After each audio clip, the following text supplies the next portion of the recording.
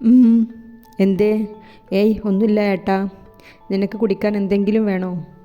ചോദിച്ചുകൊണ്ട് അവൻ ഫ്രിഡ്ജ് തുറന്ന് ഒരു ഗ്ലാസ്സിലേക്ക് ജ്യൂസ് എടുത്ത് അവൾക്ക് നീട്ടി. അവൾ യാതൊരു മടിയും കൂടാതെ വാങ്ങിച്ചു കുടിച്ചു. "വാ." അവൻ അവളെയും വിളിച്ച് മുകളിലേക്ക് കയറാൻ തുടങ്ങി. കിച്ചു ഒരു അനക്കവുമില്ലാതെ അവിടെ തന്നെ കുറ്റിയടിച്ച് നിൽക്കുകയാണ്. "കിച്ചു!" കണ്ണൻ നീട്ടി വിളിച്ചു. അവൾ ഞെട്ടി അവനെ ഒന്ന് നോക്കി വേഗം സെറ്റും മുണ്ടും പൊക്കി പിടിച്ച് സ്റ്റെപ്പുകൾ കയറി. കണ്ണൻ അവൻ്റെ മുറിയിലേക്കാണ് അവളെ കൊണ്ടുപോകുന്നത്. മുറിക്ക് മുന്നിലെത്തിയതും കിച്ചു അകത്തേക്ക് കയറാതെ വാതിൽക്കൽ തന്നെ നിന്നു. "കയറി വാ കിച്ചു." "വേണ്ട, കണ്ണേട്ടൻ പറഞ്ഞിട്ടില്ലേ ഈ മുറിയിൽ കയറരുതെന്ന്?" അവൾ ചുണ്ടും കൂർപ്പിച്ച് പറഞ്ഞു. "അത് അന്നല്ലേ?" "വേണ്ട, ഞാൻ അന്ന് ഉറപ്പിച്ചതാ ഇനി ഒരിക്കലും ഈ റൂമിൽ കയറില്ല എന്ന്."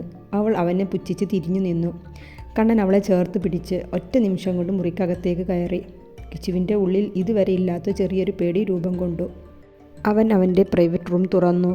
"കിച്ചു." അവൻ വീണ്ടും വിളിച്ചു. അവൻ്റെ വിളി കേട്ട് നോക്കിയ കിച്ചുവിന് വിശ്വസിക്കാൻ കഴിഞ്ഞില്ല. അവൾ ഏറ്റവും ആഗ്രഹിച്ച ആ കാര്യം നടന്നിരിക്കുന്നു. പിന്നെ ഒന്നും ആലോചിച്ചില്ല. ഒറ്റ ഓട്ടമായിരുന്നു ആ റൂമിലേക്ക്.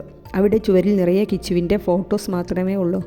അവളുടെ പല പല പ്രായത്തിൽ ഉള്ളതും അവൾ അറിയാതെ എടുത്തു വെച്ച ഓരോ ഫോട്ടോയുമുണ്ട്. കിച്ചുവിൻ്റെ കണ്ണുകൾ അവിടെ ചുവരിൽ എഴുതി വെച്ചതിലേക്ക് നീണ്ടു.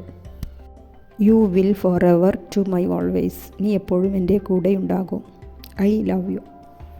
ഇങ്ങനെ ഒരുപാട് കുറിപ്പുകളും ഫോട്ടോസും ഉണ്ടായിരുന്നു. അവൾ ഓരോന്നിലൂടെയും കണ്ണോടിച്ചു കൊണ്ടിരുന്നു. ചില ഫോട്ടോയെ തലോടിയും അവൾ റൂം മുഴുവൻ നോക്കിക്കണ്ടു.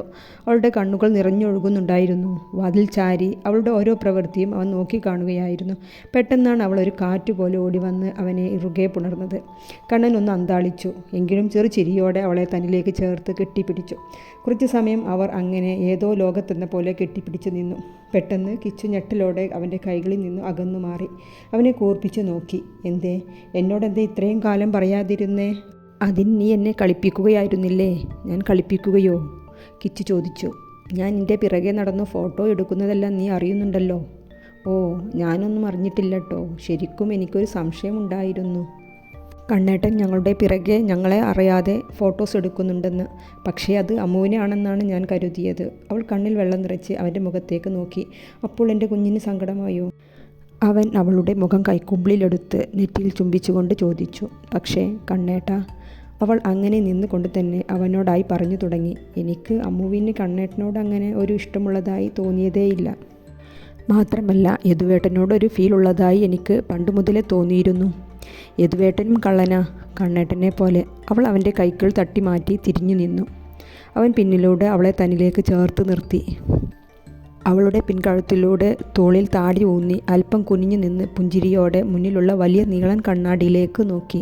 കിച്ചുവിൻ്റെ നോട്ടവും അതിലേക്ക് തന്നെ ആയിരുന്നു. കിച്ചു അല്പം നാണത്തോടെ മുഖം താഴ്ത്തി. "എന്താ, എൻ്റെ പെണ്ണിന് നാണം ഒക്കെ ഉണ്ടോ?" കണ്ണൻ അവളുടെ ചെവിയിൽ പറഞ്ഞു. അവൻ്റെ നിശ്വാസം കവിളിലേക്ക് അടിച്ചതും അവൾ കോരിത്തരിച്ചുപോയി. അവൾ പെട്ടെന്ന് പിടഞ്ഞു മാറാൻ ശ്രമിച്ചു. എന്നാൽ കണ്ണൻ്റെ പിടിയിൽ നിന്നും അവൾക്ക് അല്പം പോലും ചലിക്കാൻ സാധിച്ചില്ല. പിന്നിൽ നിന്നും ശബ്ദം കേട്ടതും അവർ പെട്ടെന്ന് മാറി നിന്നു. തിരിഞ്ഞു നോക്കി. യദുവും അമ്മുവും അവരുടെ അടുത്തേക്ക് വന്നു. "എന്താ കണ്ണാ, സെറ്റായോ?" കണ്ണൻ നിറഞ്ഞ ചിരിയോടെ കണ്ണടച്ചു കാണിച്ചു. അമ്മു കിച്ചുവിൻ്റെ കൈയും പിടിച്ച് ചേർന്ന് നിന്നു. 4 പേരും തറവാട്ടിലെത്തുമ്പോൾ ഉച്ചയോടടുത്തിരുന്നു. അകത്തളത്തിൽ മുത്തശ്ശിക്കൊപ്പം എല്ലാവരും ഉണ്ടായിരുന്നു. ഉണ്ണി, ഹരി, ശങ്കരൻ, നന്ദൻ, കൂടെ 2 അതിഥികളും. "എന്നാൽ ജ്യോത്സ്യരെ ജാതകം നോക്കാമല്ലേ?" "4 പേരുടെയും ജാതകം എടുത്തോളൂ," ജ്യോത്സ്യർ അറിയിച്ചു. ദേവമ്മ 4 പേരുടെയും ജാതകക്കുറിപ്പ് നൽകി. 4 പേരുടെയും ജാതകത്തിൽ പ്രത്യേക ദോഷമൊന്നും കാണുന്നില്ല. യാദവ്, നന്ദൻ, കൃഷ്ണേന്ദു, യദു കൃഷ്ണൻ, ഇന്ദുലേഖ, ശിവശങ്കരൻ.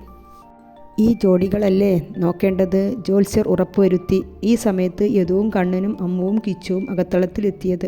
"ഇവരാണോ കുട്ടികൾ?" ജ്യോത്സ്യർ തിരക്കി. "അതേ," മുത്തശ്ശി മറുപടി നൽകി. "എല്ലാവരുടെയും പൊരുത്തം അറിയാനുള്ള ആകാംക്ഷയിലാണ്."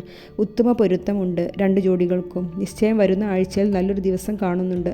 കല്യാണത്തിൻ്റെ ഡേറ്റ് ഇപ്പോൾ നോക്കണോ?" ജ്യോത്സ്യർ മുത്തശ്ശിയുടെ മുഖത്തേക്ക് നോക്കി. "വേണ്ട ജ്യോത്സ്യരെ, നിശ്ചയം കഴിച്ചു വെക്കാം. കല്യാണം കുട്ടികളുടെ അഭിപ്രായം നോക്കി ഞങ്ങൾ ഇല്ലത്ത് വരാം."